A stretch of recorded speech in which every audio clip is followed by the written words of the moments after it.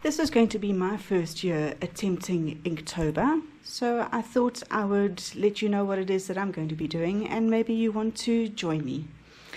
My understanding is that Inktober is an encouragement for artists to sketch something every single day, and that's what I'm going to do. It doesn't need to be complicated, a small and simple sketch with ink being the primary focus or the primary medium. So this prompt list is provided, and you can find it anywhere on the internet if you just search for Inktober 2024 prompt list. This prompt list is merely meant to be an inspiration to give you something to sketch every single day. You can take the word and see what it means to you and find anything that vaguely matches the description. So for starters, the supplies that I'm planning on using, and this is subject to change because it is my first attempt, but I think we need to have ink be our main medium. So I've got some Pigma Micron permanent fine liner pens here, all in different thicknesses, so those are great. I've got a brush pen here.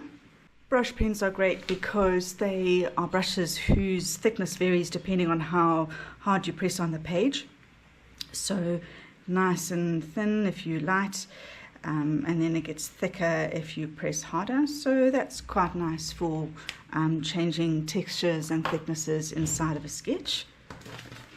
So that'll probably come into play.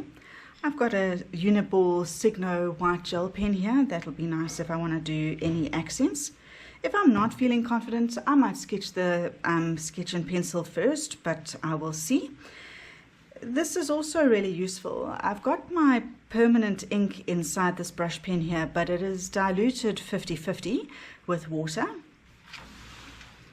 That also is nice for shadow areas. So, you know, it's got ink and water in, so it will form a shadow, and it'll also dry because it's permanent. It won't smudge if I have to put any color over the top. So depending on how much ink I put down, it will also determine how heavy the shadow is. So this will be useful for shadow areas. Then I've got my Sailor Fude fountain pen. This is a little bit like a brush pen in that it is a pen whose thickness can change depending on how you hold it. So it's got a bent nib to it, so depending on different angles that you hold it, the lines will be varying thicknesses. So that's sort of a medium thickness. If I hold the pen down, it goes thicker, and if I hold it vertically, it is really thin. So that also is useful for spontaneous varying line thicknesses. And then here I've got my usual Lamy fountain pen that has got permanent ink inside of it. Whether I choose to stay entirely in this range or to add some watercolor to some of my sketches also remains to be seen. I think I'm going to primarily do things in ink and just add a color for accents if I feel that the sketch needs it. Then I think a theme like Inktober warrants its own sketchbook so that we can keep the theme consistent and also have a record of all of our sketches from the beginning to the end of the month. It also gives me the opportunity to use a piece of art material that I've bought that I haven't had the opportunity to use yet. And that's quite a funny story in itself, and is a testimony to the things that can go wrong when you shop online. I thought when I was shopping online that I was buying another square sketchbook like this one, which is about 5 inch by 5 inch. So I saw the products with a great price on online, and so I thought I was buying exactly this.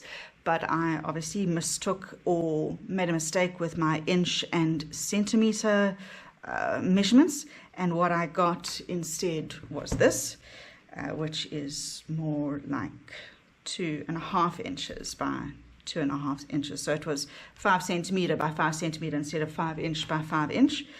So I had a bit of a chuckle when that came out of the bag, and I haven't been able to find any reason to use this yet. So this tiny sketchbook will be great for two reasons. Firstly, I'll be able to utilize it, which I haven't been able to do until now. And then also, with us having to sketch something every single day during Inktober, it means that I don't have to do a large sketch every day, less pressure on me to have to spend a lot of time on a sketch. I'm hoping that I'll be able to put something down every single day within 5 to 10 minutes because the sketchbook is so small. So what I'm going to do now is I'm going to take the prompt list from the internet, and I'm just going to prepare a few days in advance each time so that I'm not stuck or stumped every morning with what it is that I'm going to sketch. I'm going to take that list and I'm going to go and look for photographic or sketch prompts on the internet, download them into a folder on my phone so that I've got them ready at the beginning of each day. So my encouragement to you would be to be at least 3 or 4 days ahead so that you've got your idea already in mind before the day begins. Anyway, I'll fill you in as the month goes on, and I hope that you will join me in Inktober.